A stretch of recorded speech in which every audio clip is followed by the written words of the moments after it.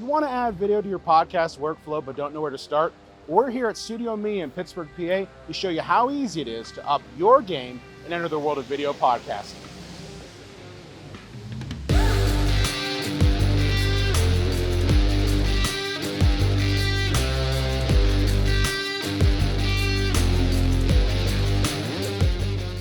So you've been podcasting for a while now. You've got your audio production down pat, your content sounds great, and you're perfectly fine putting out audio-only podcasts. Well, you've been paying attention to the media landscape with the rise of TikTok, Instagram Reels, and YouTube. You might want to experiment with adding video to your podcast workflow. However, you might feel a bit overwhelmed, especially when you take into account the cost of equipment like cameras and lighting, the space required to film your video podcast, and the added task of editing your video podcast for Instagram, TikTok, or YouTube. And this is all in addition to your current podcast workflow. Fortunately, there are boutique podcast studios out there that can help you with the gear, space, and expertise to get you into the video podcasting game with ease. StudioME in Pittsburgh's East Liberty neighborhood is one such studio. So let's go ahead and take a look at what they have to offer.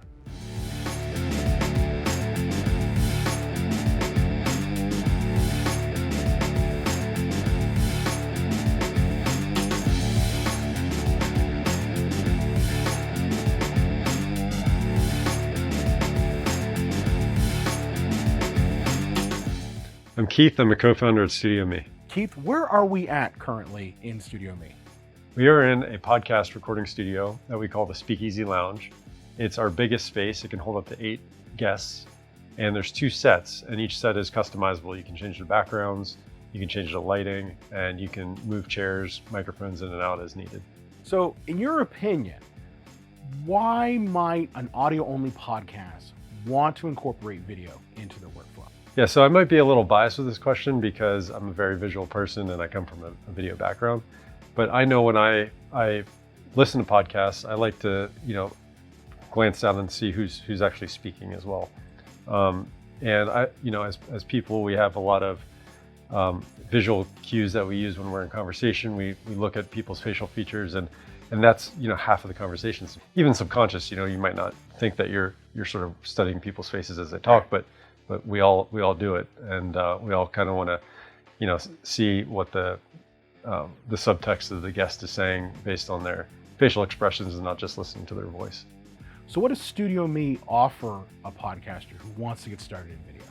Our tagline is Media Made Easy, and we try to set up our spaces so that you don't have to worry at all about the technology. You just come in and we set it up so you can do it yourself, but we engineer everything so you just push as few buttons as possible and still get great quality audio and video that you couldn't maybe do on your own. So this is just one of 2 podcast studios that StudioME has to offer. So let's go ahead and check out the other one, the Podcast Lounge.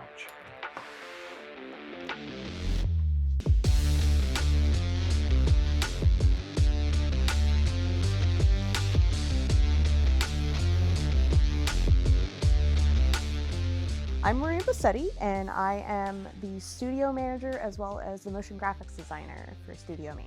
Nice to meet you, Maria. So you want to tell us exactly where we currently are in StudioME? We are in our podcast lounge, where we have so many people coming in, just talking about their podcasts and, just having a good time. What sort of features does the podcast lounge have for someone who's coming in who maybe wants to get out of their basement or out of their office setting and really want to get into a professional studio like this? So we have microphones in here. We have cameras for any video podcasting that you would like to do. We have a dressing room in here, just in case if you have any guests. You got to have the dressing room. Exactly. You got to have the dressing room. You got to have a dressing room, because who knows? You might have like 10 people come in on the same day, and they need to change and you're doing other things. Right. We also have the capability of switching cameras on command.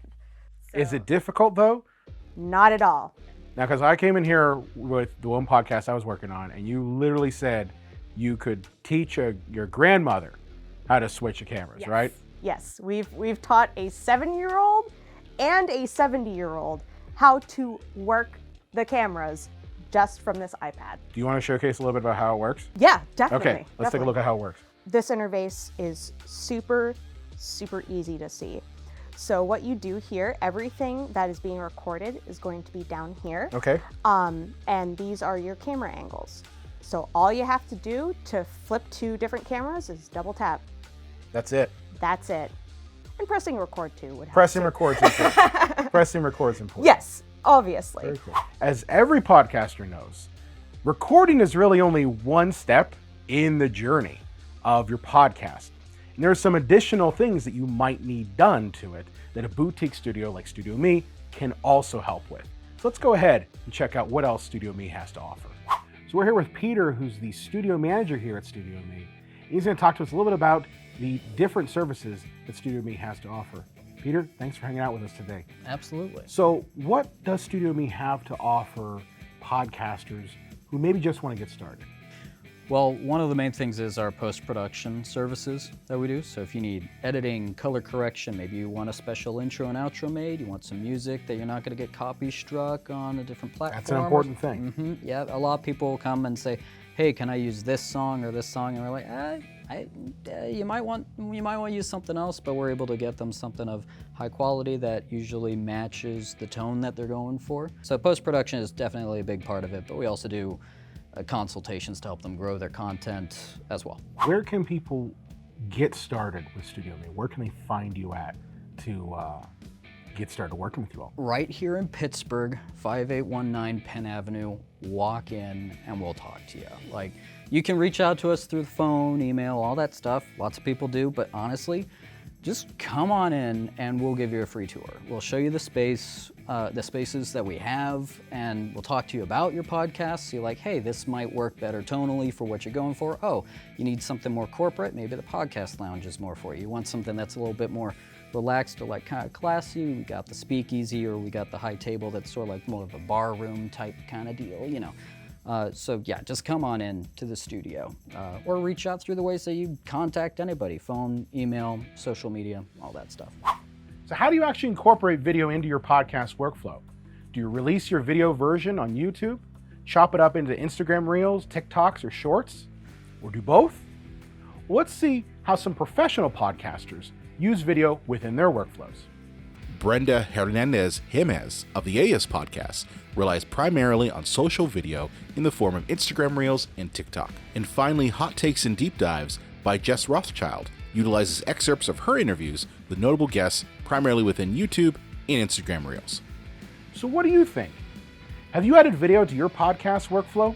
If so, let us know down in the comments how adding video has helped grow your podcast audience.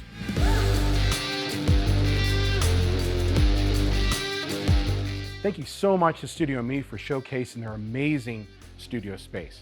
If you happen to be in the Pittsburgh area and you're looking for a rock-solid podcast solution that includes professional video production, definitely check out their studio space. Now, aside from publishing on YouTube and repurposing your video podcast for TikTok and Instagram, remember that Libsyn is one of the very few podcast hosts out there that supports publishing your podcast in video form. Check out more details on this in the link in the description. Now, speaking of video gear, you might want to check out this video with Rob Greenlee, who details his video podcasting setup. It also includes a really neat behind-the-scenes look at the gear that Elsie, Dave, and myself use in our podcast setup every day. I'm Brian Coddington with Libsyn, and remember, keep podcasting.